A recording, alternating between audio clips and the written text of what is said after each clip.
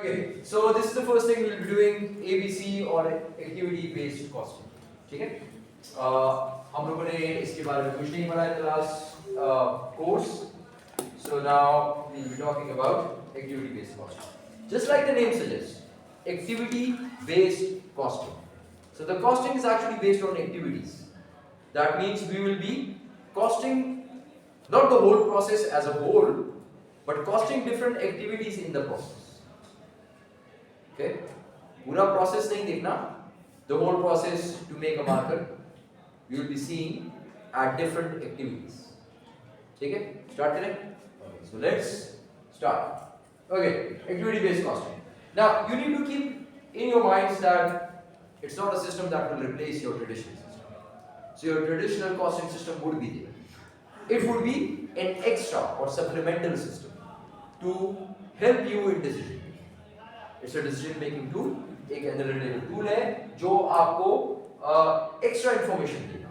And you would find out अभी later on in the lecture कि इसको मैं इतना classify हम लोग कर देंगे कि we will be talking about actually minute details because we will be looking at the organization not as a whole but as activities कि कितनी layers of activities and we will find out that there are 5 layers. हम 5 layers of activities में उसको करेंगे, divide करेंगे, classify करेंगे और फिर उसके बाद उन activities को we will cost. So we will have cost information which we can use for strategic and other decisions, and it will affect my capacity, it will affect my cost as well. I can control cost, I can control fixed cost, I can control variable cost, so I can do lots of things with this. So actually it's a good analytical tool. But the thing is that it's not something which is recommended by GAAP principles or by any companies act, any companies ordinance, कोई भी नहीं है. So that means it's not mandatory. So it's only for my managers. जिस तरह उन्होंने कहा था कि managerial accounting is all for managers. तो ये वही केस है कि ये सिर्फ managers के अपने purpose के लिए है ताकि उनको decision making में आसानी हो. बस that's it. So if you are an organization and you already have a traditional cost system and you are happy with that, you do not need an extra aid in decision, you will go with that. But it's good if you have this analytical tool so you can control your cost क्योंकि आप उसको इतना classify कर चुके होंगे 5 layers के अंदर कि आपको समझ आ रही होगी कि कहाँ पे cost decrease हो सकती है, कौन सी cost किससे related है और मैं कहाँ पे cost के साथ क्या काम कर सकता हूँ. Okay? Got the idea? Got the idea, class? Yes. Okay, shall we start now? Okay, so let's start. Now, what's the difference between the two? The first thing is कि अच्छा इन दोनों के दरमियान फर्क क्या है? Traditional costing system and activity-based costing system. Now, in a traditional product cost, do you remember traditional product cost? याद है? Product cost किस चीज से बन रही होती है? Direct material. Direct Material. material, Direct labor. direct labor, Manufacturing overhead. and manufacturing overhead of factory. And this factory overhead would include Direct and indirect. indirect And direct. material, Indirect labor. indirect labor, and Other all other indirect costs of manufacturing. All other indirect costs of manufacturing. Okay, this will make up your product cost. याद आ गया? ये सारी पुरानी है. ठीक है? Okay. So manufacturing cost. This is how you will come up with traditional product cost. This is used in a traditional product cost. Now let's talk about ABC product cost. कि ABC में what will be the product cost? या product cost में कौन-कौन सी चीजें include? Manufacturing cost, yes, not all of the manufacturing cost, but yes, most of the manufacturing cost. तो होंगी manufacturing cost होंगी बीच में, लेकिन सारी नहीं, most of the manufacturing cost. ठीक है? Now, non-manufacturing cost. अब यहाँ पर we did not say that there will be any non-manufacturing cost which will be added over here, because if you remember, all this used to make up your CGS. After your CGS, you had your gross profit, and then you had your non-manufacturing cost. यहाँ पे आती है ना? तो ये तो बिल्कुल product cost में आती ही नहीं, ये तो बिल्कुल नीचे आ जाती है. लेकिन यहाँ पर in ABC, activity-based costing, we have most of the manufacturing cost which will be added over here, and sum of the non-manufacturing cost. So we will have some non-manufacturing cost over here, which will be in ABC product cost. Clear? Clear? So you need to remember two things. Not all of the manufacturing cost will be added. Not all. Sari nahi, most. Okay? So not all, most. And not all of the non-manufacturing costs. Some of the non-manufacturing costs will be added. Got the idea? Jai again? Yes. Okay. Now, how would this look like? Do you remember the concept of applied FOH? याद है? Yes. Okay. So what was the concept? So कि हम पहले से इसके लिए counting कर लेते हैं at the start of the year. तो फिर start of the year हम क्या करते हैं? What do we do at the start of the year? Sir activity के साथ जो हमने कितनी एक्टिविटी होगी और उसके साथ So what we used to call it? याद है? Activity base. So क्या कहते थे उसको? नहीं याद? Let's give you a hint. predetermined overhead ratio. Predetermined overhead ratio. And how would we calculate this? Budgeted cost by activity. Cost by activity. One by. So we used to say total estimated. It used to be an estimate क्योंकि पहले से आप कर रहे हैं. So total estimated overhead cost of the whole year. आप estimate करते थे, आप कहते थे ये ले लें, and then we used to divide it by total estimated activity for the whole. ठीक है? Once we used to get this POHR, तो फिर इसको क्या करते थे? Multiplied by actual activity. So POHR we used to multiply by the actual activity to get the applied approach. Actual. सही है? याद आ गया? Okay. So this is important over here. We will be using something like this throughout this chapter. ठीक है? इसलिए आपको ये concept दिमाग में होना चाहिए कि ये रेट फाइंड आउट करने के लिए you need to first of all sum up all the costs. Okay? Once again estimates होंगे. अगर POHR कर रहे हैं, अभी यहाँ पे कर रहे हैं, फिर यहाँ पे देखेंगे वो estimate नहीं होंगे बल्कि actual होंगे. Okay. So estimated overhead cost, and we used to divide it by the estimated activity. So what you need to remember is कि cost divided by activity.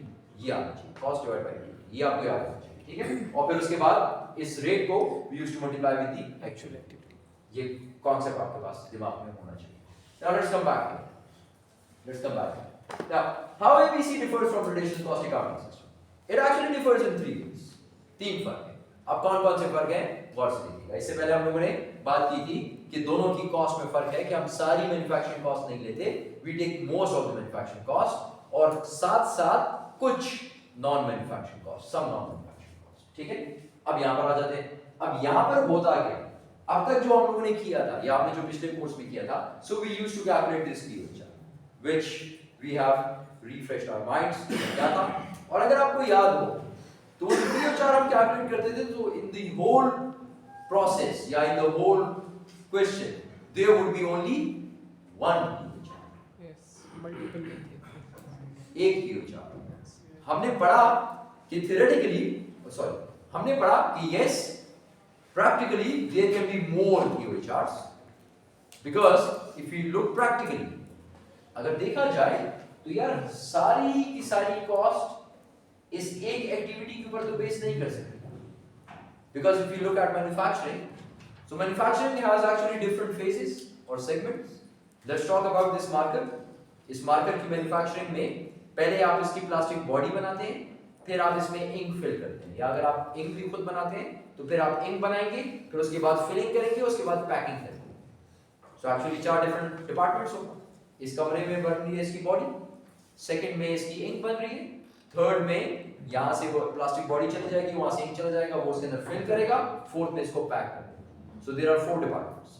Now in all these 4 departments, do you think all of this cost, the cost in this department, in the next, in all the 4 departments, the cost is based on this only activity. यहाँ का nature कुछ और है, यहाँ पे plastic बनता है, तो ठीक है आप कहते हैं प्लास्टिक बन रहा है तो इसके लिए जो जो एक्टिविटी है, जो इसका दिस इज द वर्ड, जो इसका कॉस्ट ड्राइवर है, वो लेट्स से लेबर आवर्स, जितना ज्यादा लेबर काम करेगा उतना ज्यादा एक्सपेंस होगा, ठीक। लेकिन इन द नेक्स्ट वहां पे एक लेबर है, एक बनाना आसान काम है, वो बीच में एक डालता है, उसके अंदर डालता है थोड़ा सा केमिकल डालता है, एंड दैट्स ऑल। तो लेबर और वहां पे इंपॉर्टेंट नहीं है, वहां पे नंबर ऑफ यूनिट्स इंपॉर्टेंट है, जितनी ज्यादा नंबर ऑफ लीटर्स इंपॉर्टेंट है, जितनी लीटर्स ऑफ एक बनेगा उतना ज्यादा खर्चा होगा, ठीक। So now the base is different, the cost driver is different. So when we have only one PO chart, then it's a simple case, आसान एक तरीका, बस एक कैलकुलेशन करें and you are done, ठीक है। So the number of cost pools, now it says cost pool। अब ये cost pool क्या है? Pool, this is what a pool looks like, and it is filled up with water, पानी होता है, ठीक है, but it's a cost pool। तो इसका मतलब इसके अंदर कॉस्ट, इसके अंदर कॉस्ट है, तो यानी एक जगह पे आप सारी कॉस्ट को जमा कर रहे हैं, एक जगह पे सारी कॉस्ट को जमा कर रहे हैं। So basically cost pool is something where you put up all the cost is accumulated in a single place and that is a cost pool, okay. Cost pool, तो अगर कॉस्ट पूल एक है, जिस तरह हमने यहां पे कहा था, बस इस एक जगह पे सारी कॉस्ट है और इसका कॉस्ट ड्राइवर भी एक है, so then it's not complex, it's a very simple phenomenon. लेकिन मैं आपसे कहूं कि नहीं, it's not a good idea, और रियलिटी ये है कि हर डिपार्टमेंट अलग है, तो हर डिपार्टमेंट अलग है, तो फिर आपको चाहिए कि हर डिपार्टमेंट के लिए अलग पीओ चार्ट फाइंड आउट करें। तो अगर हर डिपार्टमेंट का अलग पीओ चार्ट होगा तो कॉस्ट पूल्स कितने हो जाएंगे? अगर 4 डिपार्टमेंट्स हैं, 4 cost pools, so number of cost pool would increase to 4, and would it be simple as this one? नहीं, एक की बजाय 4 पीओ चार्ट फाइंड आउट करना, so it will become a bit complex। ये आ जाए, ये यहां पे आ गया 4 कॉस्ट पूल्स, ठीक है। और अब अगर मैं आपसे ये कहूं कि नहीं, इसको भी छोड़ दे, जितनी एक्टिविटीज हैं ऑर्गेनाइजेशन में उतनी ही कॉस्ट पूल्स बना, जितनी एक्टिविटीज हैं उतने कॉस्ट पूल बना। तो एक ऑर्गेनाइजेशन में कितनी एक्टिविटीज हैं?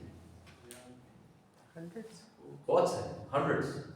अब हंड्रेड्स कॉस्ट पूल तो नहीं बना सकते, लेकिन आप ये करेंगे कि क्लासिफाई कर देंगे कि इस तरह की कॉस्ट एक्टिविटी सारी इधर आ जाए, इस तरह की एक्टिविटी सारी इधर आ जाए, तो कम से कम 8-10 कॉस्ट पूल तो बन जाएंगे। So it becomes further complex, complexity उसकी ज्यादा हो जाएगी, and this is activity based costing. Activity based costing में you have different cost pools, many cost pools, so it's a bit complex. Whatever you have done in the previous semester, there was only one cost pool and one POHR, so it was easy. Theoretically हमने पढ़ा, हमने questions नहीं किए, लेकिन पढ़ा कि yes, there can be more cost pools and more POHRs, but it is complex. That was out of the scope of our syllabus at that time. And now we are saying कि ABC has many cost pools, and so ABC is a bit more complex. Got this idea of cost pools? Yes. Cost drivers and ABC. जब एक POHR होता है, we call it as plant wide overhead rate, यानी पूरे plant का manufacturing का सिर्फ एक ओवरहेड। जब हम हर डिपार्टमेंट का अलग ओवरहेड फाइंड आउट करेंगे, so we call it as departmental overhead. और जब हर एक्टिविटी का अलग कॉस्ट पूल होगा, it is called as activity based costing. Clear? Clear so far? Clear है? थोड़ी सी डेफिनेशंस, एक दो डेफिनेशन और आपको सिखानी है, and then we will start with it, ठीक है। हम फिर क्वेश्चन स्टार्ट करेंगे। So let's look at a few more definitions. Now when you are making these cost pools, when you are making these cost pools, तो फिर क्या होगा? देखें, each and every cost pool we know has a different activity, उसकी activity अलग है, so each ABC cost pool has its own unique measure of activity। वो unique होगा, ऐसा ना हो कि आप कंफ्यूज जाएं, ये इस एक्टिविटी में है, ये इसमें। there will be a clearly marked difference कि ये अलग एक्टिविटी है, ये अलग एक्टिविटी। तो कॉस्ट पूल सबके अलग अलग होंगे, उस तरह की जितनी एक्टिविटी होगी वो सारी यहां पर आएगी कॉस्ट, इस तरह की जितनी एक्टिविटी है वो सारी यहां पर आएगी कॉस्ट। ठीक है? So we have different cost pools and they have unique measure of activity. अब ये देखें कि ये एक्टिविटी क्या होती है, इसको आगे फर्दर डिफाइन करते हैं. What is activity? A traditional cost system, what we used to have before, इस कोर्स से पहले जो हम लोग सिस्टम्स पढ़ रहे थे, that was a traditional cost system, usually rely on volume measures. अगर आपको याद हो, यहाँ पे हम लोग एक्टिविटी क्या लिखते थे? Labour hours. सबसे जो मोस्ट कॉमन थी वो labour hours, divide by labour hours, divide by total labour hours, divide by total labour hours. So that is a volume measure such as direct labour hours. फिर further machine hours भी हो सकते हैं, ठीक? ये most common है, लेकिन ये ट्रेडिशनल सिस्टम में इस्तेमाल होते हैं to allocate all overhead cost of product. अब हम आगे पढ़ेंगे कि एबीसी ट्रेडिशनल या वॉल्यूम मेजर के अलावा एक और मेजर है, वो भी इस्तेमाल करते हैं, ठीक है? ओके, आगे चलते हैं. अब वो जो तीन डिफरेंसेस मैंने आपसे कहा था कि तीन डिफरेंसेस हैं, now they are clear. How? Let's look at these. सबसे पहले हम लोगों ने कहा ABC both type of cost product में असाइन करेंगे, मैन्युफैक्चरिंग भी, नॉन मैन्युफैक्चरिंग भी. This is the first difference. Second, ABC does not assign all manufacturing cost to products. वो मैन्युफैक्चरिंग कॉस्ट को असाइन तो करेगा लेकिन सबको नहीं. Second difference. जबकि ट्रेडिशनल सबको करता है. थर्ड डिफरेंस, एबीसी के कॉस्ट पूल्स सबसे ज्यादा होते हैं. ट्रेडिशनल में कॉस्ट पूल या तो एक होगा या डिपार्टमेंट, जितने डिपार्टमेंट होते हैं कॉस्ट पूल, लेकिन एबीसी में सबसे ज्यादा होते हैं. So three differences between traditional costing system and ABC. जी, clear so far? Clear? Yes. जाएंगे. Let's move on. Now what is this activity? हम बार-बार कह रहे हैं एक्टिविटी एक्टिविटी एक्टिविटी. एक्टिविटी होती है, देखिए जिस तरह हम लोग अकाउंटिंग जब स्टार्ट किया, हमने कहा कि अकाउंटिंग रिकॉर्ड करना है. क्या रिकॉर्ड करना है? We used to record transactions जिसकी कोई मॉनेटरी वैल्यू. सो एक्टिविटी क्या है? कोई ऐसी चीज. Now over here we are talking actually about cost ना. So activity would be something that would incur cost. कोई भी काम आप करें जिसमें कॉस्ट इनकर हो जाए, an event that causes the consumption of overhead resources. Cost तो हो, लेकिन कौन सी कॉस्ट हो? ओवरहेड. तो एक तो ये बात दिमाग में रख लें अभी से कि ABC is about overhead cost. ये ओवरहेड कॉस्ट के बारे में. तो अगर वो मैन्युफैक्चरिंग की कॉस्ट आप डाल रहे हैं तो वो कौन सी मैन्युफैक्चरिंग की कॉस्ट है? Overhead cost. Overheads, manufacturing overheads हैं. डायरेक्ट मटेरियल, डायरेक्ट लेबर नहीं, ओवरहेड कॉस्ट. क्लियर? पहली बात क्लियर होगी. Activity definition is clear. Activity की डेफिनेशन इज क्लियर क्लास. जाएंगे. Yes sir. Okay, cost pool. Cost pool क्या है ये मैं आपको समझा चुका हूं कि it's a sort of a cost bucket. ये इसको कॉस्ट बकेट बोल रहे हैं. कॉस्ट पूल बस नाम है तो हम कहते हैं ठीक है, पूल है जिसमें सारी सारी कॉस्ट है. A cost bucket in which cost related to a particular activity measure और एक्यूमुलेटेड. यानी वो प्रॉपर एक्टिविटी जो है उसकी जितनी भी कॉस्ट है सारी इसमें आ जाएगी. ये एक कॉस्ट. फिर दूसरी किस्म की एक्टिविटी है दूसरा कॉस्ट पूल. तीसरी किस्म की एक्टिविटी तीसरा cost pool. And that's how you will have different cost pools. Got the idea? Clear so far? मुश्किल तो नहीं है ना? Okay, now let's move on. फिर इसको मेजर करने के लिए भी कुछ नीचे आपने डिवाइड करना है. वो क्या चीज है? Activity measure. अब वो एक्टिविटी मेजर कौन कौन सा हो सकता है? Activity measure is actually an allocation base in an activity based costing system. So this is the allocation base which we have. अब ये allocation base कौन सा होगा? It can also be called as a cost driver. हमने कहा था ये cost driver हो सकता है, allocation base इसको बोल सकते हैं आप. ये आपके पास है. ये कौन सा होगा? ये अब cost driver को मैं एक बार फिर आपको बता रहा हूँ.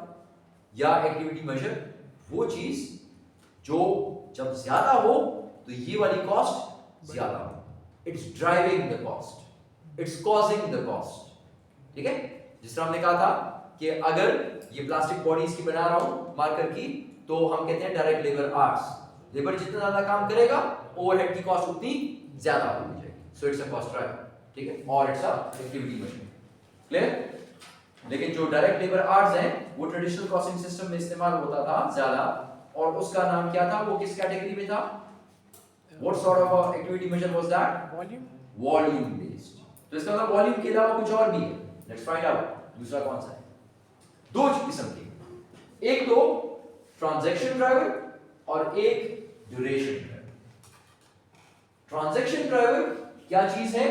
which simply counts the number of times. The number of times. जैसे हमने कहा labor hours ना 1 2 3 4 number of units 1 2 3 4 ठीक. So simple count of the number of times an activity occurs. कितनी बार वो activity होती है. So this is called as transaction driver. Then we have a duration driver. Duration क्या होता है? Time वाला होता है. So a measure of the amount of time needed for it. So this is the time which is needed and that is duration driver. तो आपके पास दो किस्म के ड्राइवर्स हो सकते हैं, transaction driver, duration driver. For your exam purposes, the drivers will be given to you. आपने decide करना है किस एक्टिविटी का कौन सा ड्राइवर है, वो मैं नहीं बताऊं, वो आप डिसाइड करें. ठीक है, आप क्वेश्चन को पढ़ेंगे, उससे इंफॉर्मेशन को इतना समझेंगे कि आपको पता चल जाए कि इस एक्टिविटी का ये ड्राइवर होना चाहिए. ठीक है, got the idea? Let's move on. Now how cost are treated under activity based cost. अब हमने कहा था कि डिफरेंट कॉस्ट पूल्स हैं. डिफरेंट कॉस्ट पूल्स किस पे डिपेंड कर रहे हैं? एक्टिविटीज के ऊपर डिपेंड कर रहा है. अब एक्टिविटीज आपके पास कितनी किस्म की हो सकती हैं? आपको मैंने एक हिंट दिया कि normally 5 activities. So activity based costing defines 5 levels of activity that largely do not relate to the volume of units produced. Do not relate to the volume of units produced. वो volume of units के साथ उसका relationship नहीं. और 5 layers. अब वो 5 layers कौन कौन सी हैं? आगे देखते हैं. Traditional cost system usually rely on volume measures. हमने ये पहले भी पढ़ा कि volume measure पे करता है, जिस तरह हम लोगों ने कहा direct labor hours या machine hours to allocate all over head cost to products. लेकिन जो activity based costing है उसके 5 levels हैं. ठीक है? So now let's talk about that 5 levels. And it's pretty easy. मैं आपको उसका तरीका सिखा दूंगा तो आपको ये दिमाग में रखना आसान. अगर आप किसी ऑर्गेनाइजेशन में हैं, so what is the first thing that you do? What is the first thing you do? काम आप कर रहे हैं, day to day daily routine operations. पहली चीज क्या करें? You are a manufacturing firm, ठीक है, या service based. In both cases आप लोग जो भी चीज बेच रहे हैं, ठीक है, तो आप क्या करेंगे? उसको जो चीज आप बेच रहे हैं आप उसको क्या करेंगे? उसको बनाएंगे ना पहले. ठीक है, उसको बनाएंगे, फिर रॉ मटेरियल ला वो सारा प्रोसेस करेंगे. अब अगर आप एक से ज्यादा चीजें बेचते हैं, मार्कर भी बेचते हैं, पेन्स भी बेचते हैं, पेंसिल्स भी बेचते हैं, so there are different products. So the activity measure starts from product level. Product level हो गया, कितनी products. फिर आप क्या करते हैं? उस प्रोडक्ट को बनाते हैं. You manufacture the product ना, ठीक है. एक मार्कर बनाता हूं, उधर जाकर एक पेन बनाता हूं, उधर जाकर एक पेंसिल बनाता हूं. So the next one is unit. फिर you actually make lots of units, and that units comprise of that unit is called as a batch. So batch level activity. So now you've sold the markers. So what comes in next? Now you need to provide your customers customer service. ठीक है, आपने देनी है उसको customer level activity. And all this is done so that the organization is making profits. Profit के लिए काम कर रहे हैं ना आप लोग, ठीक है. मेन ऑब्जेक्टिव हमारा ये organization sustaining activity. So 5 levels starts from product level, ठीक है, कितनी product lines हैं. Then unit, when you start manufacturing a unit. Then batch level, once it is sold. फिर उसके बाद मार्केट ओरिएंटेड हो जाता है, कस्टमर लेवल. और फिर उसके बाद ऑर्गेनाइजेशन ओरिएंटेड हो जाता है, organisation sustainable. So there are 5 levels of activities. Clear? So these are how you would classify activities of a manufacturing firm. See? Okay. Let's move on.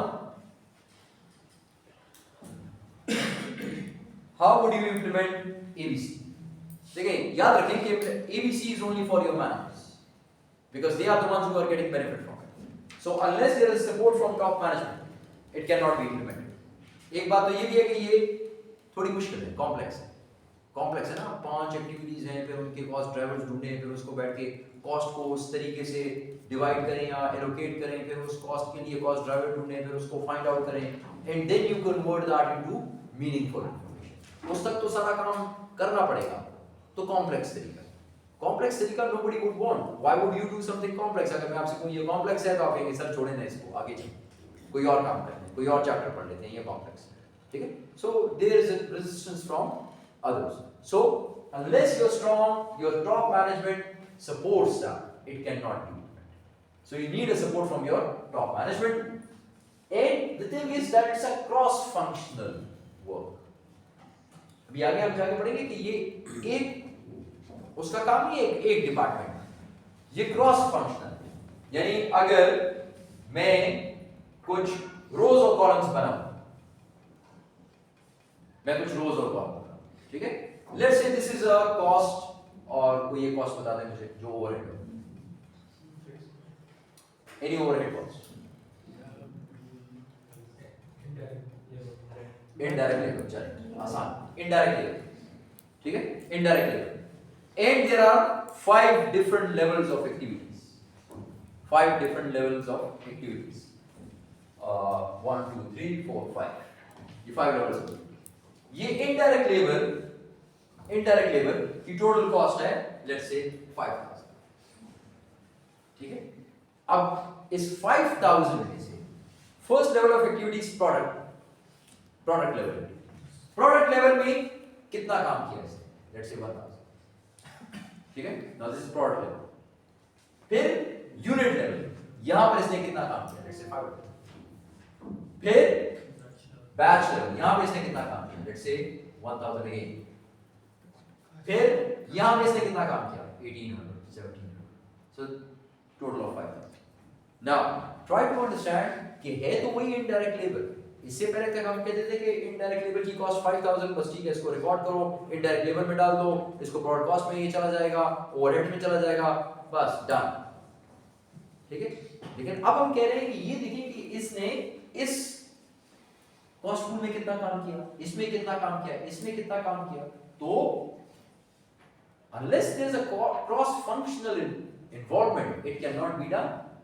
ये तभी होगा जब ये सारे डिपार्टमेंट्स आपस में लिंक्ड हो, they are linked well enough, ये इंफॉर्मेशन प्रोवाइड करें आपको, और आप इस इंफॉर्मेशन को सब लिखें और फिर उसके बाद कॉस्ट टूल्स बनाएं, फिर उसको कॉस्ट ड्राइवर पे डिवाइड करें और फिर उसके बाद बाकी का। So it will need cross functional involvement, इसके बगैर it's not possible. Third, it is linked to evaluations and rewards. अब मैं इसको लिंक कर सकता हूं इवैल्यूएशंस के साथ।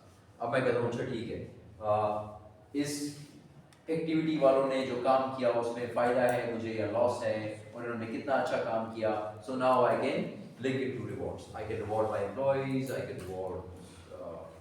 Can actually reward my customers as well.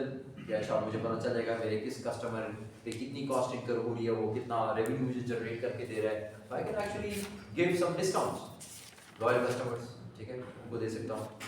So I can do lots of things link to evaluations and rewards. Clear? Yes. Okay. This is from where we will start the question, ठीक है? और उससे पहले we will take a 2 minutes break और फिर इसको एक ही go पे करेंगे, ठीक है? So take pause the. Done? Ready? Pause me. Pause नहीं हो रहा. Okay, so I'll try and be a bit slow, but the thing is कि basic management accounting is a prerequisite for this course, so you should know. Okay? Okay जी. अगर फिर भी कोई समझ नहीं आ रही तो he can help you out.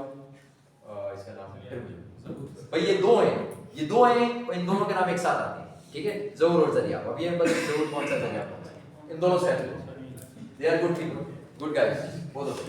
Okay, so let's start. So now this is data which will be, now it's a normal income statement of a company called Classic Brass. Sales are 3,200,000. Cost of goods sold, direct material, direct labor, manufacturing overhead. is given. It's 2,326,250. Your gross margin is 873,750. These are your non-manufacturing costs. जो इस जगह से नीचे हैं, these are non-manufacturing. जो यहाँ से ऊपर हैं, those are manufacturing costs. So non-manufacturing costs are shipping expenses 65,000, marketing expenses 300,000, general and admin expenses 510,000, total of 875. 875,000 non-manufacturing cost है.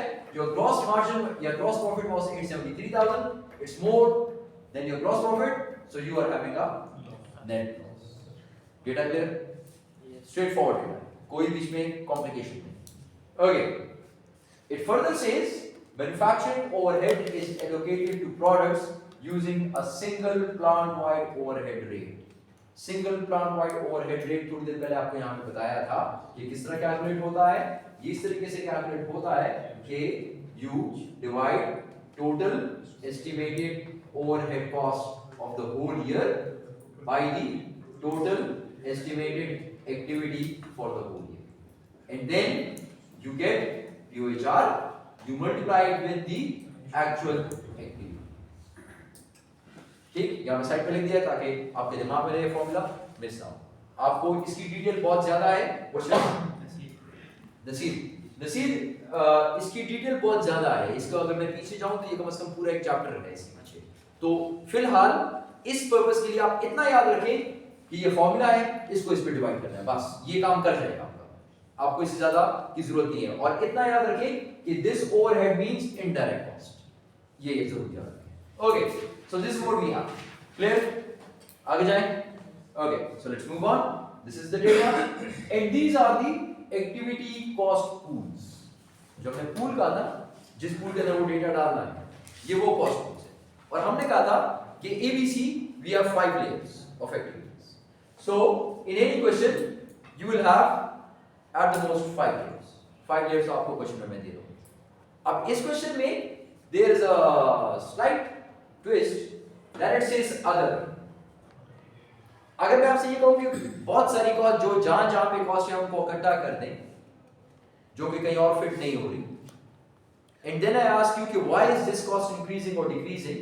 Can you associate some cost driver or activity measure with this cost? It's a mix of cost. ये सब cost का mixture है. तो इसके लिए cost driver कोई assign करना आसान नहीं है. There will be no cost driver. So it's not okay. So now we are left with only 4 cost pools. ठीक है? So for exam purposes you would have 5 cost pools. इससे ज्यादा मैं नहीं दूंगा. ठीक है? इससे कम शायद दे दूं, लेकिन 5 आप दिमाग में रखिएगा कि 5 cost pools हैं. ठीक है?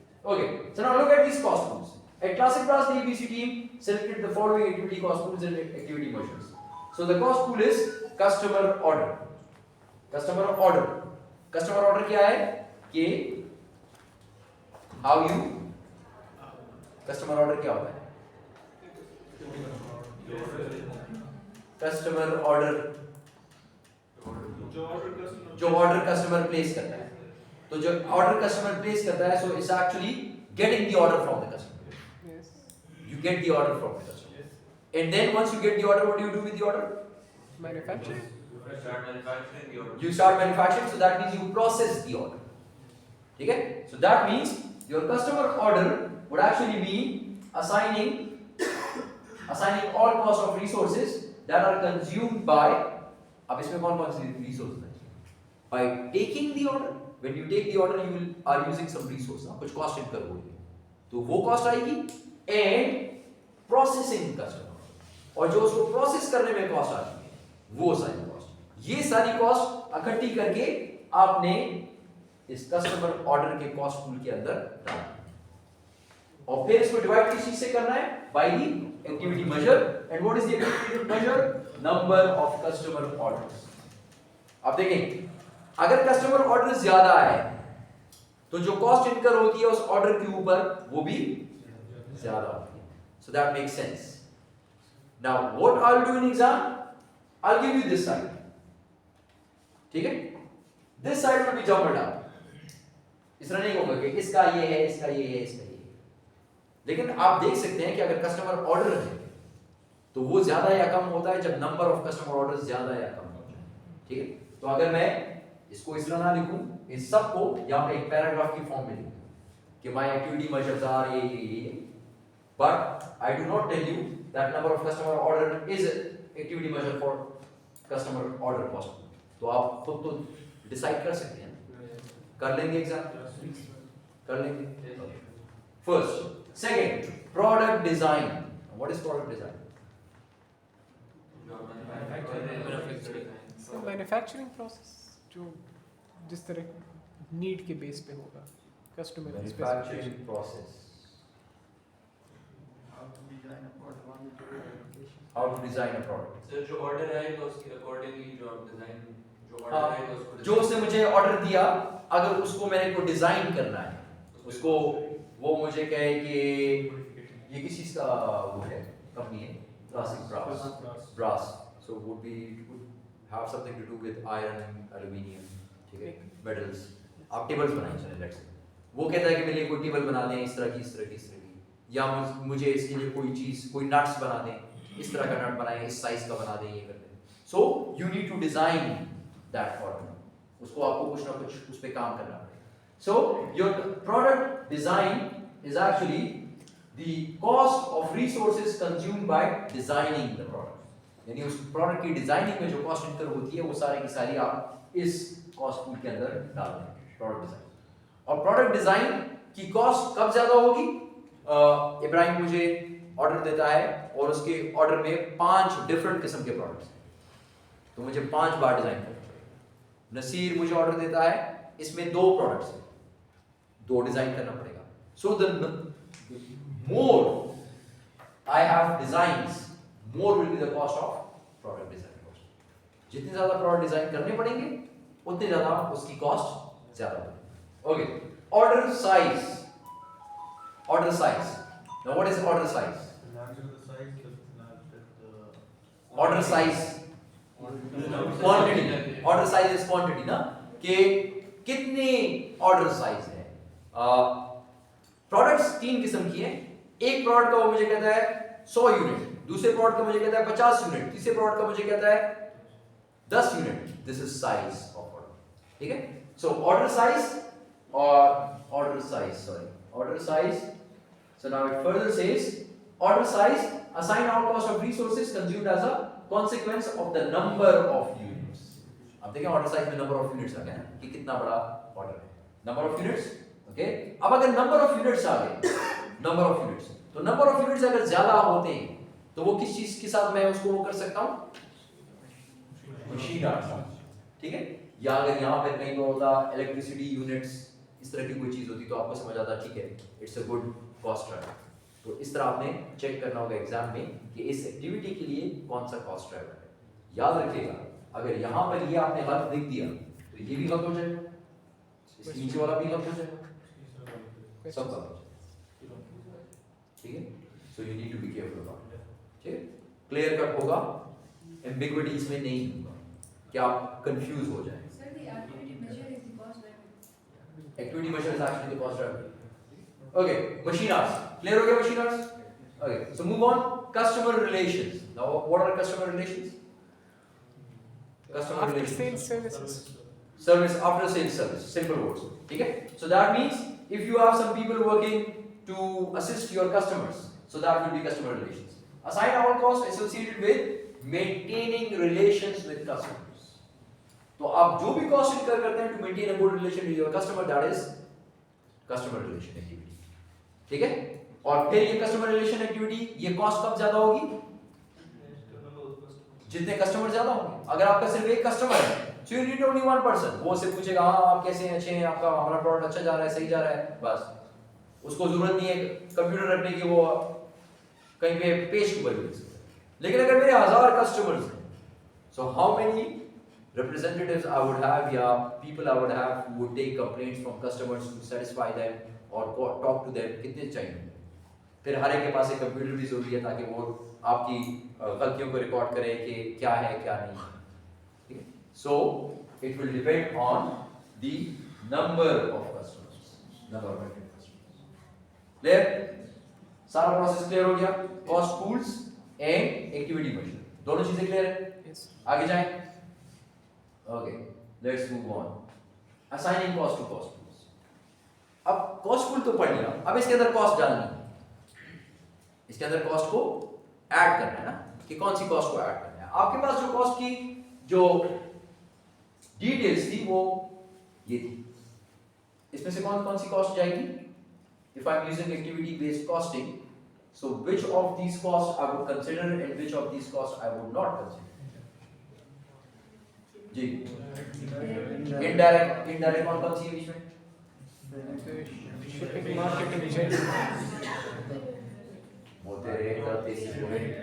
Shipping, direct material, no, direct है ना, because the word says direct, तो डायरेक्ट है।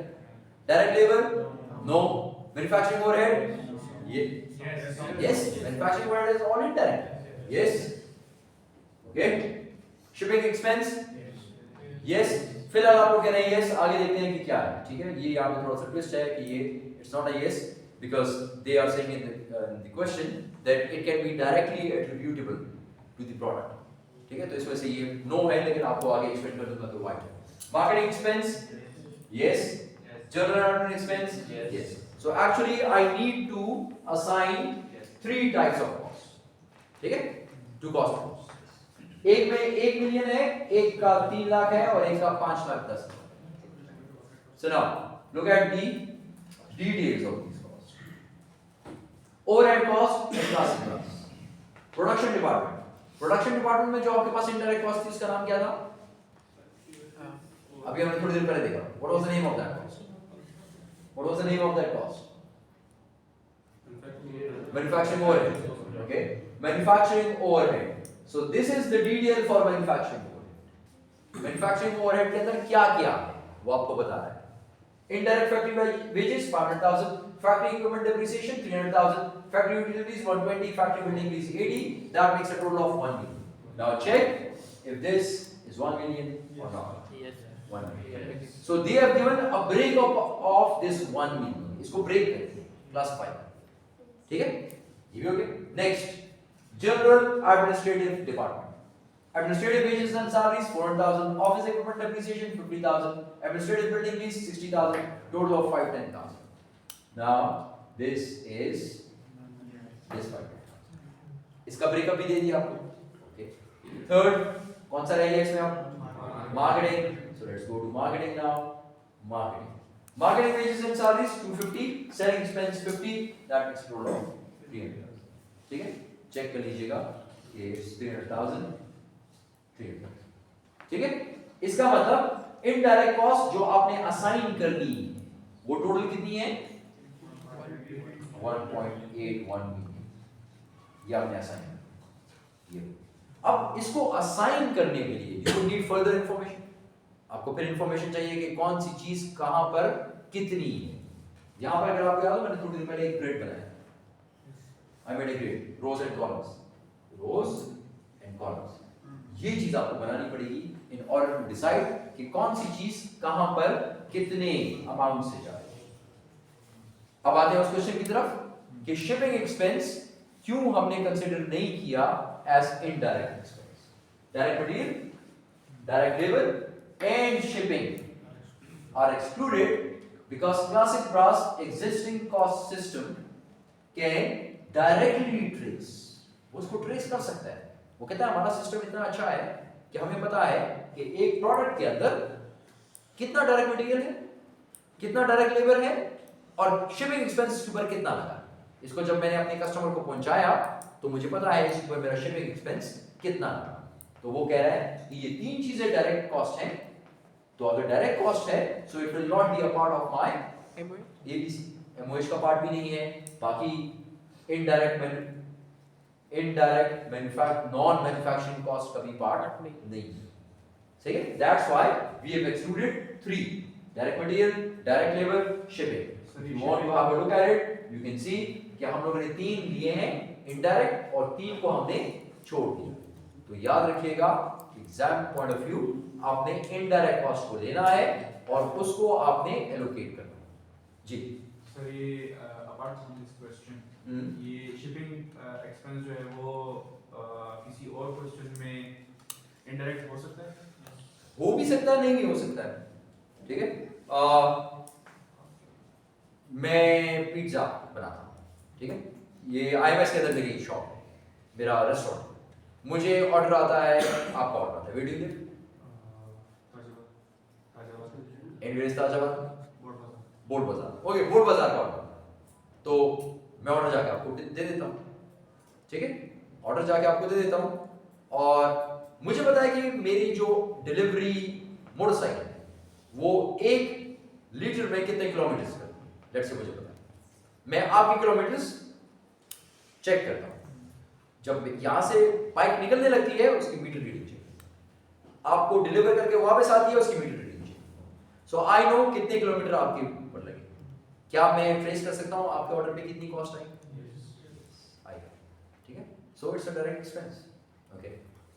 एक और सिचुएशन, मेरे पास कॉस्टिंग सिस्टम इतना स्ट्रांग नहीं, मैं कहता हूँ यार कौन बैठ के इसको लिखेगा और पर लीटर निकालेगा और फिर निकालेगा, और फिर मैं कहता हूँ कि अब्दुल्ला का ऑर्डर है, तो अब्दुल्ला के ऑर्डर के लिए खाली मैं अकेला जाऊंगा, ठीक है, मैं क्या करता हूँ, सलमान वीडियो हैदराबाद, मैं कहता हूँ यार ऐसा करूंगा, वैसे भी ताजाबाद तक जाऊंगा, रास्ते में हैदराबाद भी कर लूंगा, उधर भी चला जाऊंगा, रास्ते में वो काम भी कर लूंगा, वो भी कर लूंगा, रास्ते में वो चीज भी खत्म है वो भी खरीद लूंगा, ये ब्ला ब्ला ब्ला ब्ला। अब इसमें मैं कैसे ट्रेस करूं कि इसके ऑर्डर पे कितने पैसे लगे, उसके ऑर्डर पे कितने पैसे लगे, I can not, so it's a Indirect. So yes it can be indirect cost, it can be direct cost, अगर आपको क्वेश्चन क्लियर कट बता रहा है कि ये इनडायरेक्ट है तो क्वेश्चन की मान ये डायरेक्ट, ठीक है, otherwise in most situations shipping expenses would be indirect, ठीक है, it would not be direct, okay, clear so far, clear so far, इसको देखिए जरा, at classic class the following distribution of resource consumption across activity cost pool is determined, so this is the grid I was talking about. These are all my indirect costs, these are all my activity cost pools, ठीक है, indirect factory wages, total cost इसकी कितनी थी indirect factory wages, do you remember, indirect factory wages 500,000, इस 500,000 का 25% goes to customer, इसका 40% goes to product design, इसका 20% goes to order size, ये information is available, unless it is not available can I do activity based costing, तो इससे तो वो कह रहा है यार ये कॉम्प्लेक्स है, ये आसान काम नहीं है, इसमें क्रॉस फंक्शनल इन्वॉल्वमेंट चाहिए, हर डिपार्टमेंट का बंदा आपको ये बताएगा कि indirect factory wage, indirect factory के जो वर्कर हैं वो कितने लोग यहाँ पर काम कर रहे हैं कस्टमर ऑर्डर के लिए, कितने लोग प्रोडक्ट डिजाइन में काम कर रहे हैं, कितने लोग ऑर्डर साइज पे काम करते हैं, कितने लोग कस्टमर रिलेशन में काम करते हैं, बता रहा है कि उसका कितना काम कस्टमर रिलेशन में, कितना काम कहाँ पर है, वो आपको ये इंफॉर्मेशन देगा तो आप ये बना सकते हैं, नहीं देगा यू कैन नॉट, ठीक है, got it, okay, so now it's easy now, 500,000 को क्या करना है हमने, एलोकेट करना है, एलोकेशन किस तरह करते हैं याद है जी, किस तरह, इसका 25%, so what will be the amount, 125,000, 40%, 2 lakh, 4 into 5, ठीक है, 4 into 5 is 20, okay, 20%, 100,000, 10%, 50,000, 5%, 25,000. Now all of this should be equal to 500,000. Check कर लें, अगर आ रहा है तो आपने सही किया, अगर नहीं आ रहा तो आपने गलत किया. Yes, sir. ठीक? Okay. So this is 500,000. Now similarly, you have to do it all. अब ये सारा आपने करना है. इसका मतलब ये हुआ कि although it's not that difficult, but it is done from your examination point of view. If you are using a software, then it's easy.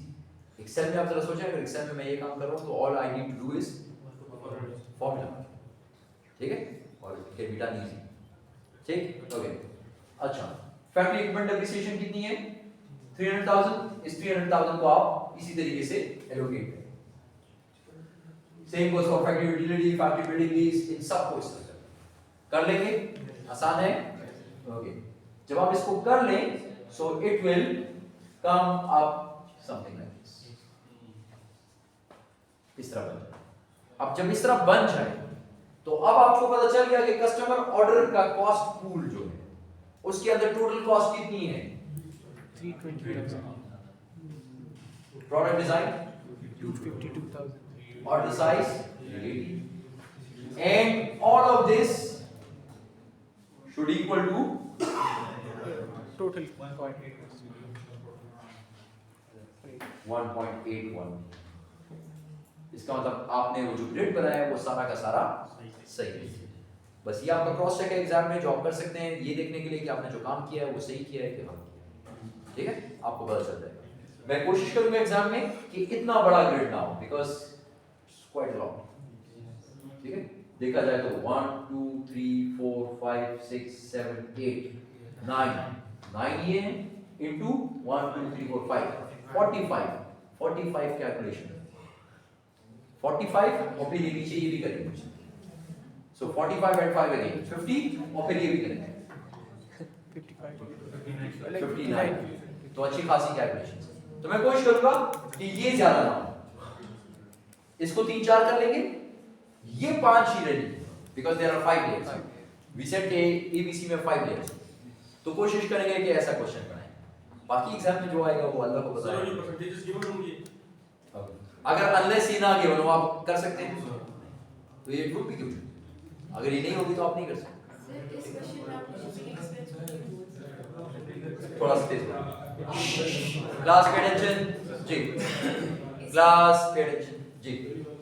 इस क्वेश्चन में आपने शिपिंग एक्सपेंस को क्रेडिट लेकर क्यों लिया? क्योंकि वो हमने थोड़ी देर पहले कहा था कि हमारा कॉस्ट सिस्टम इतना अच्छा है इस जगह पर इस ऑर्गेनाइजेशन में that they can directly trace it to the product or the customer. वो कर सकते हैं, तो वो कहते हैं it's a direct cost। ठीक है, और वो एग्जांपल भी मैंने आपको दिया।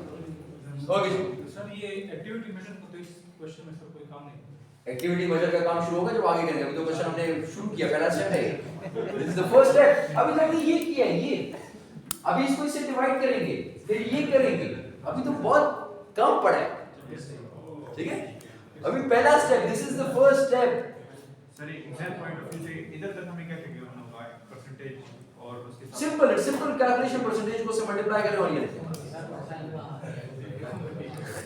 देखिए ये पूरा चैप्टर इसी तरह है, आसान है, मुश्किल नहीं है, लेकिन कैलकुलेशन है। You will have to do calculation. एक कैलकुलेशन भी गलत हो गई और अगर ये कैलकुलेशन पहली कैलकुलेशन गलत हो गई तो नीचे सारा क्वेश्चन गलत। This is the first step.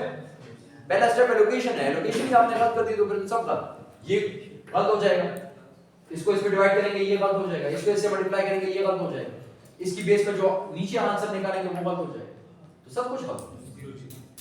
Zero बहुत भी हुआ तो आपको ये कह सकते हो कि चलो ठीक है, अगर आपने मेथड सही किया हो that is possible in mid terms. Final में ये पॉसिबल नहीं होता क्योंकि आप अपना पेपर नहीं देखते। मिड में it's possible because you look at your paper and then you can find it out. Okay, pause.